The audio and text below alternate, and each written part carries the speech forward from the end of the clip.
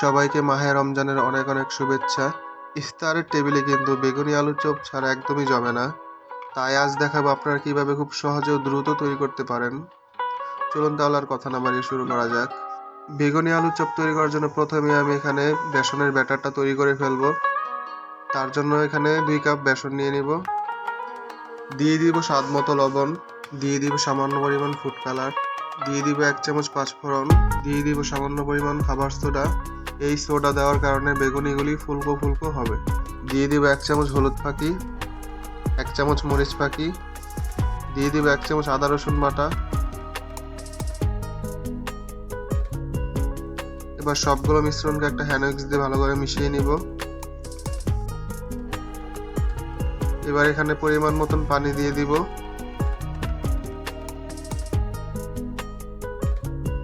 পানিগুলো এখানে আমি ধাপে ধাপে দিব, যাতে বেসনের ব্যাটারটা খুব পাতলা না হয়ে যায়।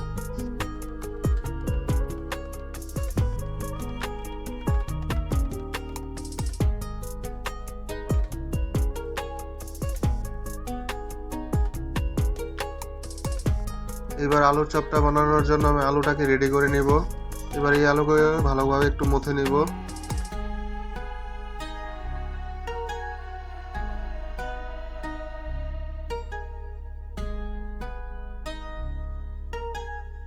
এবার দিয়ে দিব 1 চামচ শুকনো মরিচ গুঁড়া, দিয়ে দিব 1/2 চামচ পাঁচফোড়ন, দিয়ে দিব পেঁয়াজ কুচি, দিয়ে দিব কয়েকটা মরিচ কুচি, দিয়ে দিব সামান্য পরিমাণ ধনেপাতা কুচি, দিয়ে দিব স্বাদ মতো লবণ। এবার আলুর চপ বানানোর জন্য এখানে আমি ভর্তাটা বানিয়ে নিব।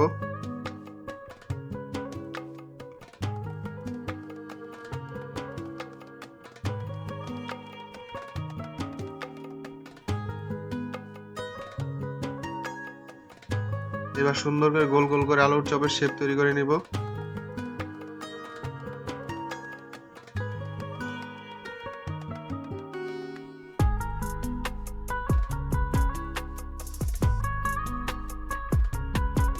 বেগুনি বানানোর জন্য এখানে পাতলা পাতলা করে বেগুনগুলোকে কেটে নিয়েছি।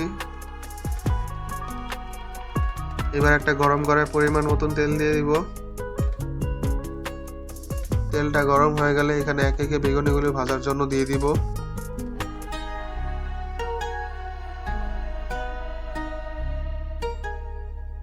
এবার বেগুনিগুলোকে ভালোভাবে উল্টে পাল্টে দিব, যাতে বেগুনিগুলো না পুড়ে যায় এবং ফুলকো ফুলকো হয়।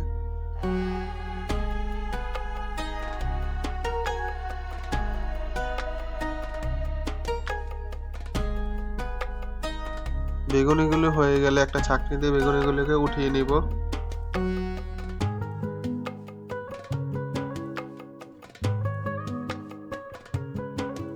এবার আলুর চপগুলো ভেজে নেব। তার জন্য আলুর চপগুলো একে একে তেলে দিয়ে দিব।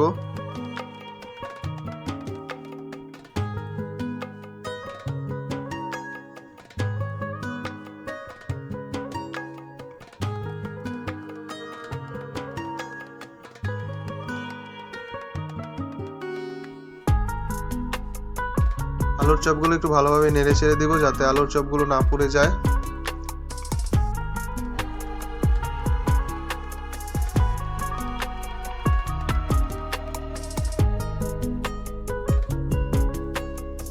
আলুর চপগুলো হয়ে গেলে একটা ছাঁকনি দিয়ে আলুর চপগুলোকে উঠিয়ে নিব। দেখুন আমার আলুর চপগুলো কিন্তু অনেক সুন্দর হয়েছে এবং বেগুনিগুলিও দেখুন অনেক ফুলকো ফুলকো হয়েছে। যদি আমার এই ভিডিওটি ভালো লেগে থাকে তাহলে আপনারা বাসায় আলুর চপ বেগুনিটা ট্রাই করে দেখতে পারেন।